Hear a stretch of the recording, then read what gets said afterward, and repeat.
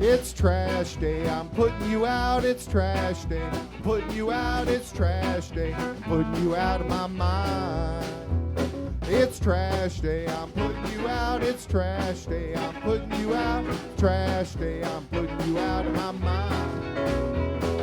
Now I'm gonna clean up, now I'm gonna clean up, now I'm gonna clean up the house. I'm taking all your garbage, taking all your garbage, taking all your garbage. It starts with some beer, so you shouldn't have fear. Two garbage guys with facts, but they both still have tact. It's that time at last for the best damn podcast. It's Can Crusher Day! Welcome to Can Crushers Wrestling Podcast. I am the English professor alongside your host, Mark Martinez. Today, Mark, we're going to talk to none other than the Perfect 10 Baby Doll. This is going to be exciting. I want to ask her everything about the Horsemen. You know, that's the hottest thing that we had growing up, John. I'm just so excited to talk to Baby Doll. And what's in the envelope? I need to know what's in the envelope. That is the burning question. Yeah. So, along with her daughter as a wrestler, there's a lot to talk about with Baby Doll. It's going to be a jam-packed... Her parents are wrestlers and promoters. Oh, that's right. That's right. So it's in her blood for sure. We're going to hear all of that and more right after this word from Collar and Elbow. Yeah, and where you get some great shirts, right? Absolutely. They are great shirts. We say it all the time. All the time. They're comfortable. There's new merch out right now, so go to collarandelbow.com, and we give you 10% off if you do something. If you use Can Crushers as the promo code, capital C for Can, capital C for Crushers. I wear my Can Crushers shirt when I go to jiu-jitsu to wrestle. It makes me feel like a badass. How about you wear your Collar and Elbow shirt, not call it? You don't have a Can Crusher shirt yet. Oh, yeah, I meant Collar and Elbow. Good job. Thanks. Let's go talk to Al. All right. Wrestling. A love and a passion we all share. I've started a wrestling brand. The wrestling brand. A brand founded on the aspects of wrestling. Two entities working together to create a product that connect emotionally for people everywhere. Collar and Elbow is the brand. Passion and love for wrestling is the drive. I am Al Snow, and this is Collar and Elbow, the wrestling brand.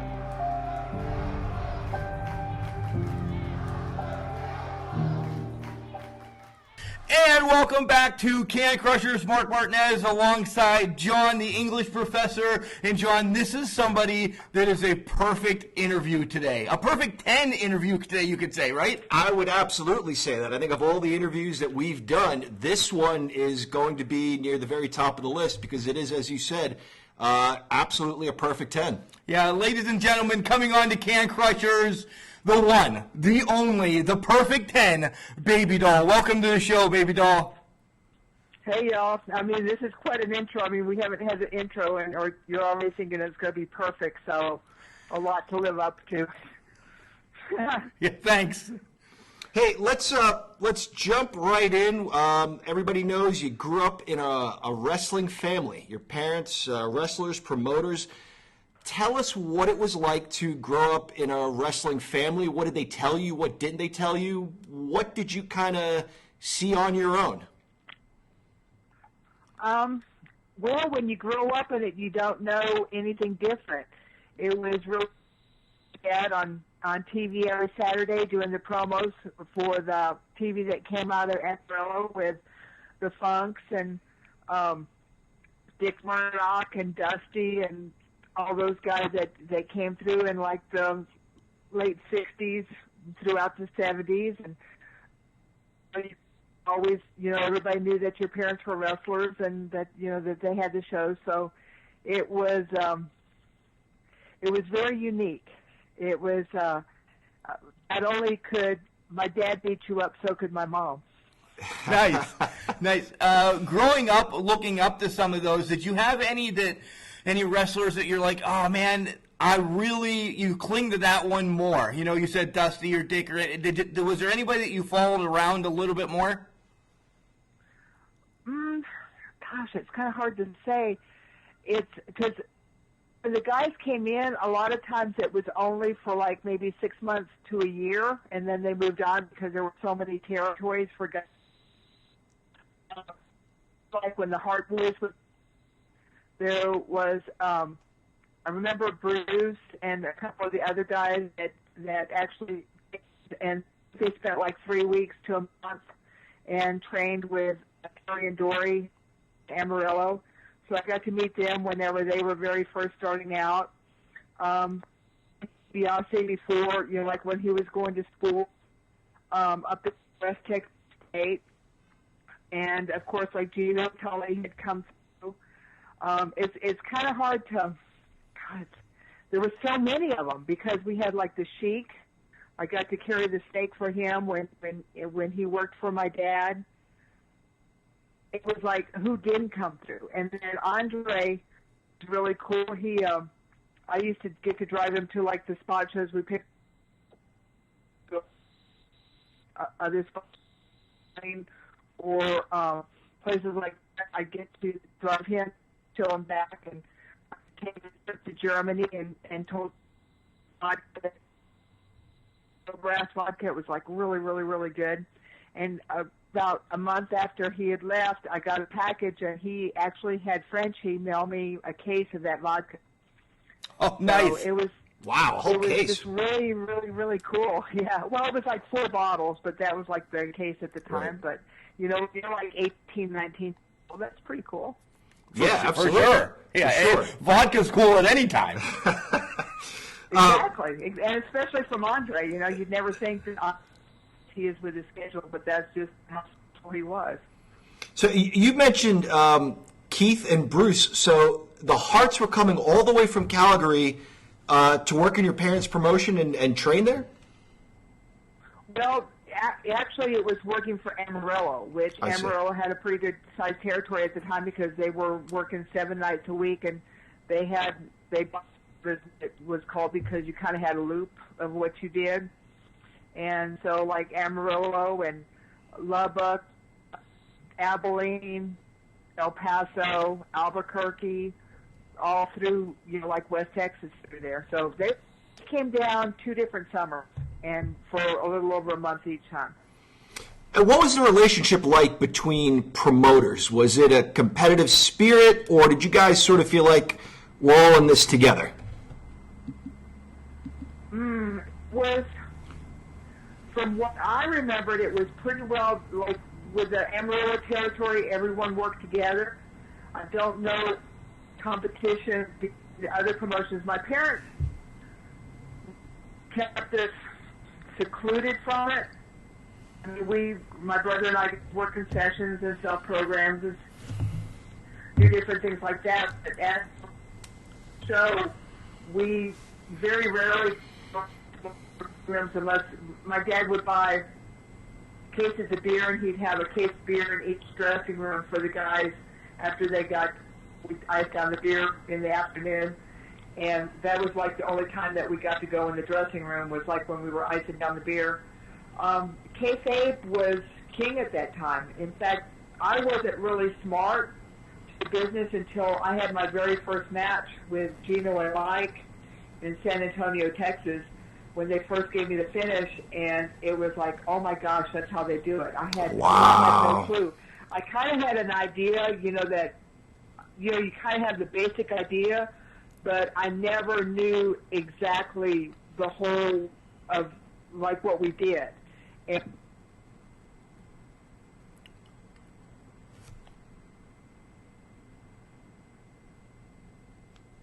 That's it.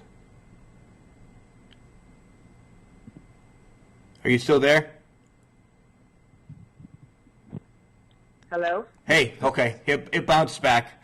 Okay. Okay, can you start from, what was it? Actually, where you were was good. I'll edit it. I'll just move on to the next question. I don't know, the internet at our house is kind of going wonky. I apologize. Okay, next question.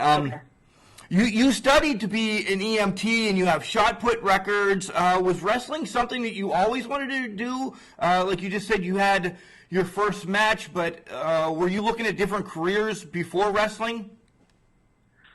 I had worked in, normal kid. I had worked in some restaurants and waited tables, and then I was actually a manager in a restaurant, and I was going to school for EMT, and it's discus records. I know Cornette always does shot put, but actually my record was in discus. I set my high school record.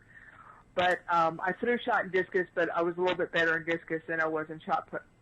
I was wanting to go into EMT and then be a paramedic, and then I wanted to go to Colorado and do ski patrol because I had been skiing a couple of times and just absolutely loved it and figured that would be a really cool career. And at the time I had heard that Gino was looking for a girl and just made the call to Dallas office, and they thought it was a good idea. I had to tell my parents I think it was maybe 2 weeks left in the class. I was going to quit school and move to Dallas and work with professional wrestlers. Yeah, you're kind of reading our notes. You know that we were going to ask you about Gino next. How did your parents take that? How'd your parents take the news that you're quitting school and joining the family business? It really didn't go over that well, but I was 22 at the time, 22, 23, and you can't really tell someone that's in their early 20s what they can and can't do. So, right. And then I'd gone to school and done really well, and I think that they thought it was just going to be something that would last maybe a couple of weeks, and then I'd be back home. But it turned out to be quite a career. Yeah, it really did. When you contacted the WCCW execs, how did you get a hold of them? Your parents had like a phone book of wrestling phone numbers? I actually stole my dad's black book. He actually had like a black book with everybody's phone numbers in it. And I went over to a boyfriend's house and called the Dallas office. Well, whenever I called the Dallas office, David Manning answered. And David, I gave him the spiel about, hey, what about me? I heard you're looking for a girl for Gino. And that, what about me? I'm smart, I'm pretty, maybe you could work me in. Well, he took smart as actually being smart to the business. I meant smart by being book smart and great ACT and SAT scores and going to college. Right. And he said that they were just getting ready to have a meeting with Fritz up in his office, and that he thought it was a great idea. He was going to run it by Fritz, and that he called me back as soon as the meeting was over. So I waited, and about 45 minutes to an hour later, he called me back and said that Fritz just absolutely loved the idea, and that they were going to work me in, and he was going to tell my dad. So it was just like, well, I guess if I need the job or if I want the job, then I need to tell my folks. So I got up the courage and told them, and about 2 weeks later, I started in San Antonio was the first show, and that was the Sunday before Labor Day in 1984. So you were smart but not smartened up. So you were fired up. You were prepared to kick some ass, weren't you? Oh, yeah, absolutely. I was actually at the hotel and getting ready to start when they had the Fort Worth Wrestling came on, and it was like Saturday night. And Gino was actually doing a promo and talking about me, how he had the situation had been taken care of, that he had someone on the way that was going to take care of Stella May. And I am so ecstatic. I'm actually like jumping from bed to bed and just so happy and just, yes. It was crazy. What? And then I started that Friday. I went to the TV studio to do promos, and Jake the Snake actually opened the door for me. We both started the same day with World Class. Wow. What was your name when you started with Gino? Because obviously you went on to wrestle, right, as Andrea the Giant? Right. They called me Andrea the Lady Giant because they wanted someone that was big and bad and very, like I could kick anybody's ass because I was Gino's bodyguard, and I was going to take care of Stella May.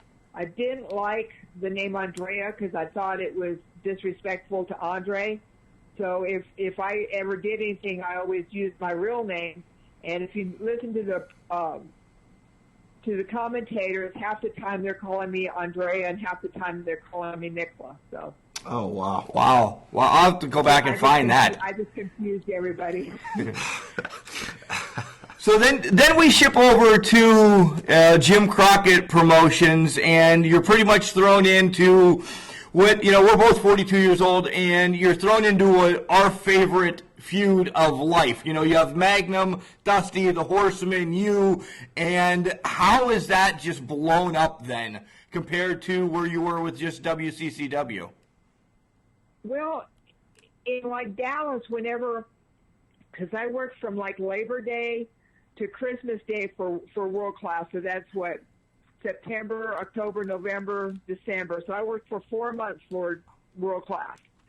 With World Class, I worked like the big Cotton Bowl show, and I worked Sold Out Reunion Arena show just in that 4 months. And I was so green. I didn't know how to lock up. Thank God Jake came down there and worked out with me for a little bit, and Stella came down there and worked out with me for a little bit. But I only worked four months for World Class, and then the last two shows that I had with World Class was in Tampa and Miami and Florida. They had booked Stella May and I because they had the World Class TV going down there, like kind of mid-card matches, holiday matches. And that was it. I was no longer on the booking sheet because Sunshine had come back from rehab, looked beautiful, recovered, everything was great. And so they didn't need Stella and I anymore. So that's whenever I landed in Tampa, I think it was Tampa, I got in the rent-a-car, and at the first liquor store I found, I bought like the biggest bottle of Jack Daniels I could find. It was like the cartoon size because Michael Hayes was booking the territory at the time, was booking Florida. And I thought maybe I'd ask him if I could go to work because I'd worked 4 months. I didn't really want to go back to school. I really liked what I was doing. So whenever I saw Michael, I gave him the bottle and gave him the spiel of like, hey, maybe you could use me. And, I just got through with World Class. And he was just like, he told me that they were getting ready to close Florida until the summertime because it had slowed down so much. But that Dusty was in the dressing room next door and that he was getting ready. And I remember him saying this, he was getting ready to blow North Carolina up, that they were just really on the verge of something like really huge was going to happen there. So I go across and Dusty is sitting in the chair and Tully's standing right next to him and they're kind of going over their match. And I give them the deal of like, hey, I'm looking for somewhere to go. And they kind of look at me. Well, I had no idea that they were actually looking for a girl for Tully. They'd had the contest. They'd done promos on it. They'd had girls sending videotapes and pictures and Polaroids and the whole thing. So they were actually looking for a girl whenever I walked through the door. And Dusty just knew at that time that I was perfect for it. Later on I found out that they were actually looking for Sunshine, but whenever they saw me, it just they just saw that it was going to work.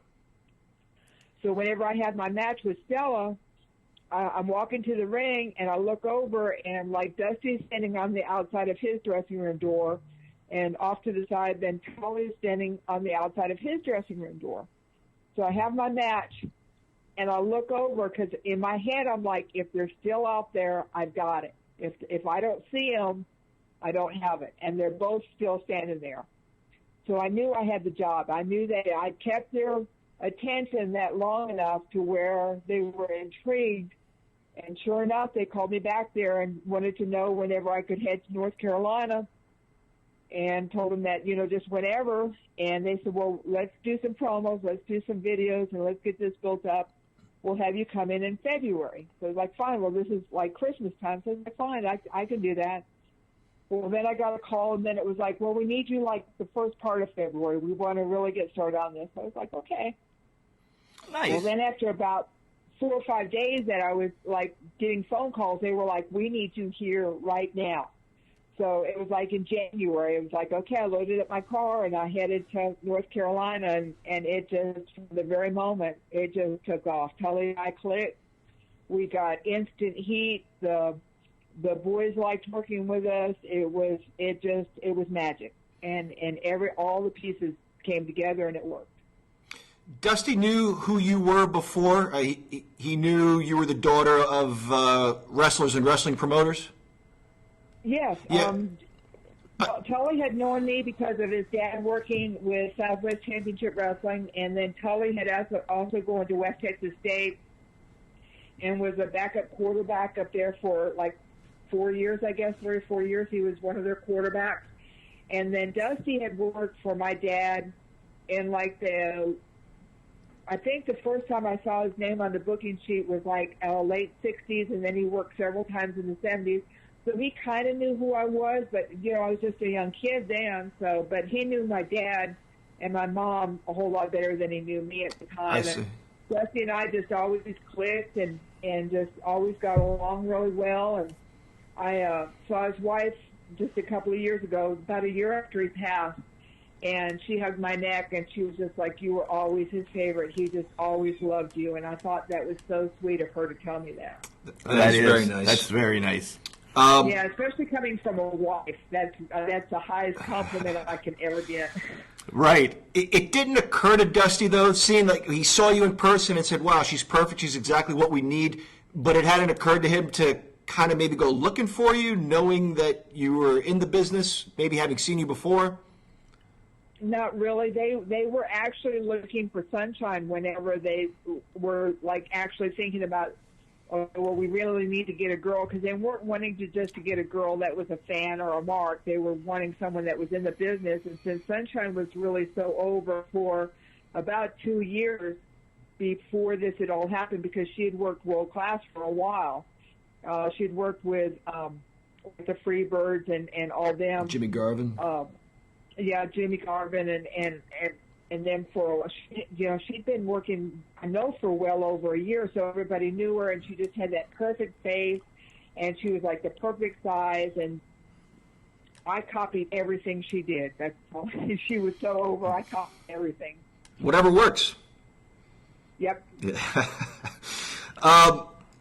Tully loses to Dusty, and Dusty, I'm going to try to do my impression here, gained the 30th of baby doll for 30 days and 30 nights, if you will. Right. How was that? Was that pretty good? Did I do a Yep. good impression? Thank you. That's all right. B+. Thank you. B+, if that. Take us through working with Dusty now, the vignettes you guys filmed where he was trying to treat you how a lady should be treated. We went to Nelson Royal's ranch that he had up there in Mooresville, and I got to muck out a stall and got to kind of fool around with the horses a little bit. And then we did the deal where I saddled up Floyd and rode away, and it was rough. It was really, really rough with Dusty because he's a baby face, and at the end of most of our matches, he would wrap the cowbell around my neck and then like actually drag me back to the dressing room because I didn't want to be with him. So it was rough because the people were like beating the crap out of me, and he's trying to like get me back to the dressing room. And it was, I remember there was a meeting with him and Jim Crockett where he told Jimmy that we need to give her some time off. She's not going to last the 30 days. The fans are going to kill her. And that's when we did the vignette where I rode off on the horse, and I believe I got like 6 days off. I went to Texas and got to see my folks. But he was actually in fear for my safety because the people – well, back then we didn't have like the security and the guardrails. Right. And everything. People were so close, and when you have anywhere from 8,000 to 15,000 people that hate you, I mean, there's only so much you can do. And, you know, he's not going to pick me up over his shoulder and carry me back every night or trying to shelter me. I mean, we've got to keep up with the whole gimmick and the whole angle. He and Magnum rode together, either in the Porsche or in Magnum's Mercedes, and then I got to ride with Sam there for like 30 days. And it was rough. It was really rough. Fans were brutal. I got beat up a lot. Wow. Speaking of getting beat up, Beautiful Bobby and Sweet Stan were always my favorite team with Jim Cornette, the Midnight Express. Even I couldn't believe Cornette would stoop so low as to put his hands on a woman. Tully Blanchard smacked you. Were you okay with some of those angles with, like, Jim Cornette cracking you in the head with a tennis racket, with Tully Blanchard hitting you in the face? Was that okay with you? I couldn't say no. What am I going to do? Right. I'm not going to do that. I didn't have any problem with it because I figured as being a girl, and at that time I was privileged to be there. There weren't any other girls at the time that was doing what I was doing, and at any time, I mean, if I pitched a fit and said no, I could have very easily been replaced, and I knew that. And not that they could replace me with anyone that could draw like I did, but I could have been replaced at any moment. So I'm not going to pitch a fit. I'm going to be glad that my name's on that booking sheet every week, and I get a check every week, and I'm getting to travel, and I'm one of the boys. And even if I didn't like it, I couldn't say no, but there wasn't anything. I would much rather be smacked in the face than spanked, and I'm glad that they never went with the spanking thing. You know what I'm saying? Absolutely, that's a great point. I have no problem with what they did because, like, the deal was because Dusty smacked me one time, and if you hear the crowd, he was afraid that it was going to turn him heel, and he took a big chance of doing that because at that point, hitting a woman the way he did, I mean, they could have easily turned on him, but I was such a heel at the time, and people hated me. They wanted him to actually beat the crap out of me. Yes, they did. That went well. Yeah, this was long. Go ahead, I'm sorry. And then when Tully slapped me, that was like instant baby thing. That put so much heat on Tully that it was unbelievable. You know what I'm saying? You could actually feel the temperature of the building. You could actually feel the heat from the people that they got so mad at him for hitting me. And then when Cornette did the tennis racket, Cornette actually had death threats, and I actually got letters from guys that were in prison that said that whenever they got out that they would be happy to take care of him. Oh, my God. That's unbelievable. Wow. When you look back on that, and I don't know if you pay attention to today's product at all, but there are now intergender matches, and it's not so much a valet, you know, Cheryl Roberts slapping Rick Rude. It's actually women getting in the ring with men and having competitive matches. You were wrestling men 85, 86, 87. Do you take any pride in that? Do you feel like you laid a foundation for what was to come 30 years later? Well, whenever I did my deal, it was like with Cornette, and it was more of a gimmick thing. If ever I did anything with Cornette, I was tagged up with someone like the Road Warriors to go against the Midnight Express, or Magnum and Dusty against the Midnight Express, or the Rock and Roll Express against Midnight Express. So they would have their match, and then at the very end, Jimmy and I would.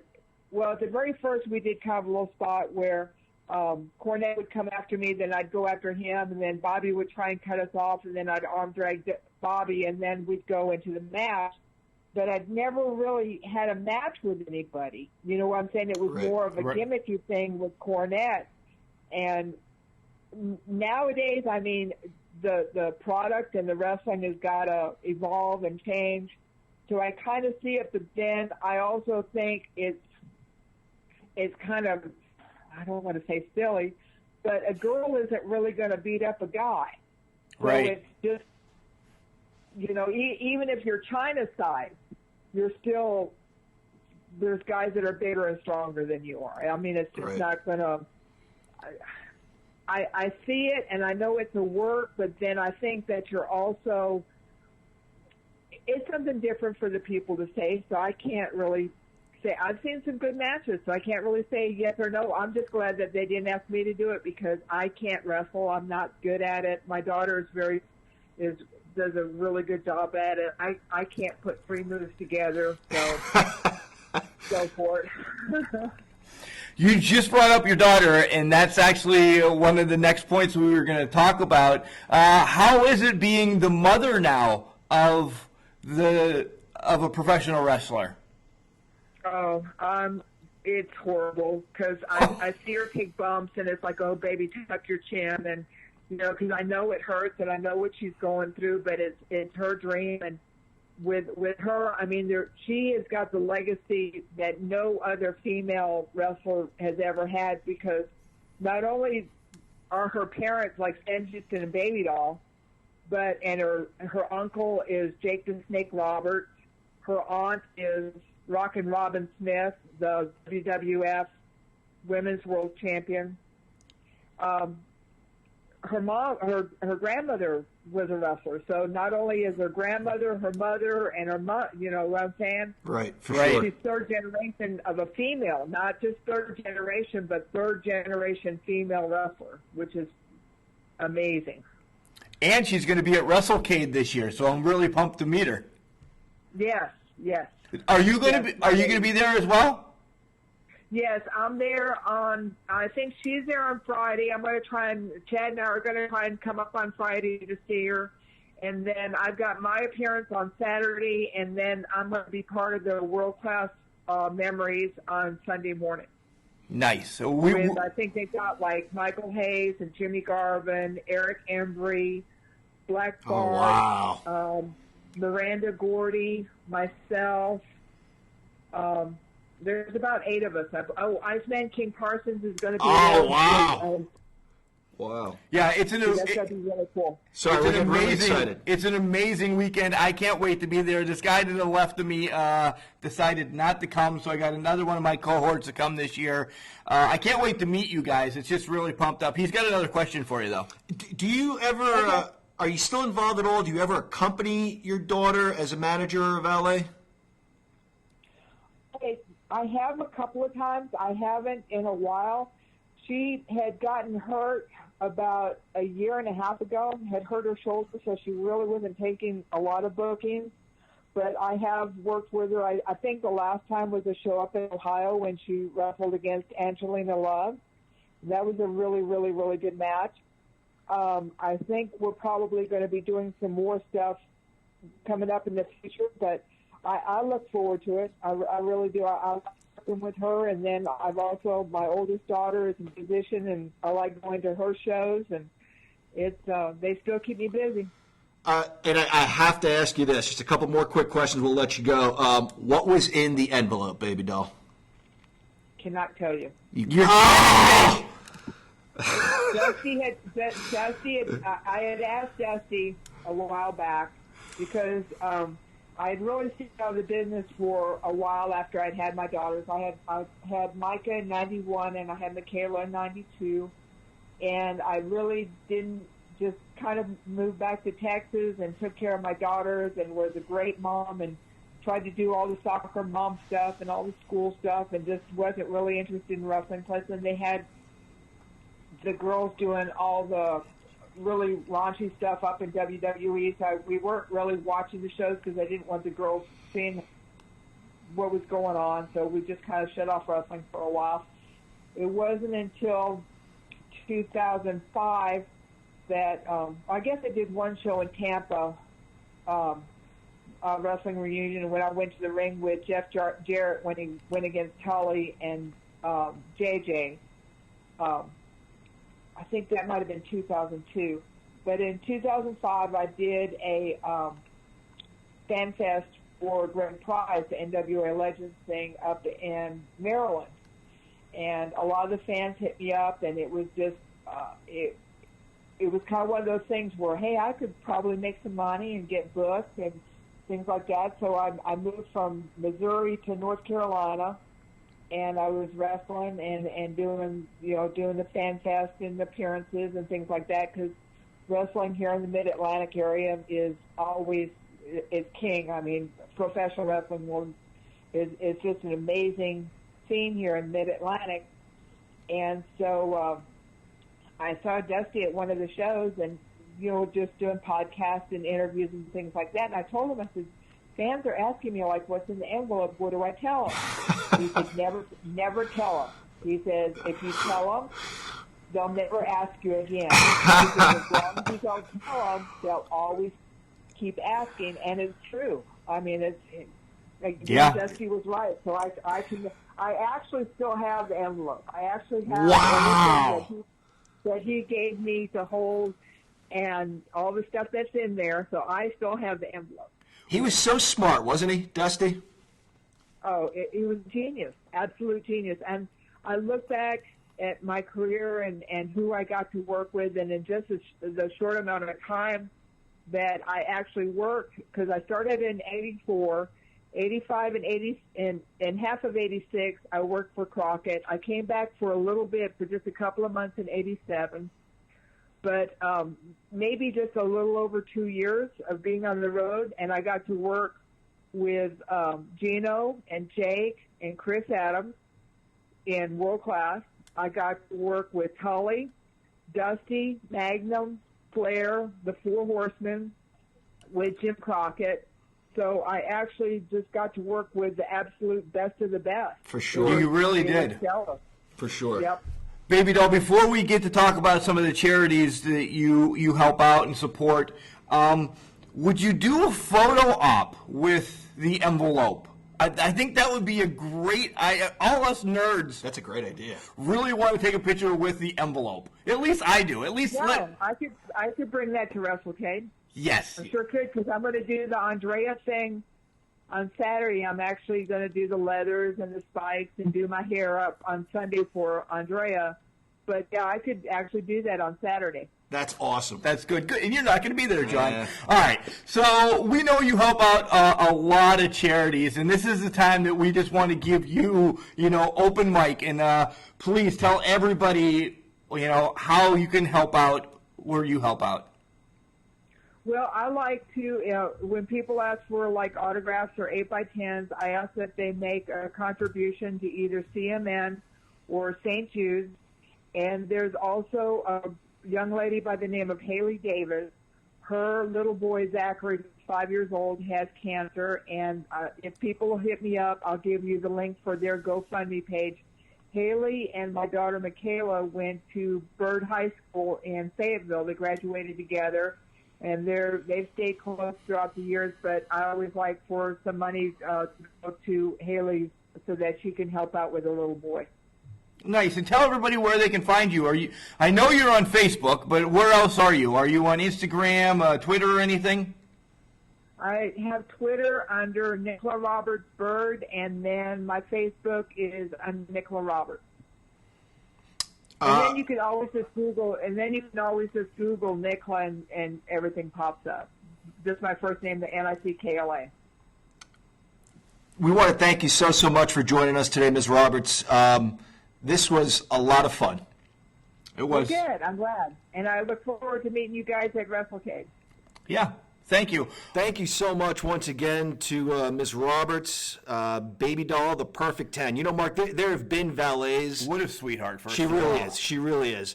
There have been valets, but there's only one Baby Doll. There really is only one Baby Doll. And, John, the story of her actually being not scared, but beat up by fans when Dusty had her was unbelievable. Yeah, literally attacked by fans. But then on the flip side of that, once she saw the light and went babyface and joined Dusty Rhodes, she had people willing to fight for her. Yeah, man. I can't wait to meet her at WrestleCade. I'm so going to throw this in your face. I was going to say, you're throwing it in my face, aren't you? I am. Yeah. I'm excited. All right, enjoy. Tell her I love her. Tell her I said hello. I'm getting a picture with the envelope. That was a great idea. I hope more people take advantage of that. And I hope it's, for your sake, the actual original envelope. She can have any envelope. Why should stuff some papers in there? Will let anybody know? It's the real envelope. Stop. All right, you tell yourself what you have to. You're just telling yourself because you're not going to be there. That's true. Again, thank you, Baby Doll, for making this possible. We had a great time. And if you know anybody else that you want us to reach out to, Can Crushers, send them our way at cancrushers69@gmail.com. I forgot our email, John. Yeah, that happens. Yeah, it's just one of those days. We love doing this, you guys. We love talking to our heroes from childhood. So, yeah, if you think there's anybody out there that we should talk to that would like to talk to us, please send them our way. John, just remember, Just because you're trash, it doesn't mean you can't do great things. It's called a garbage can, not a garbage cannot. See you in the weekend, guys.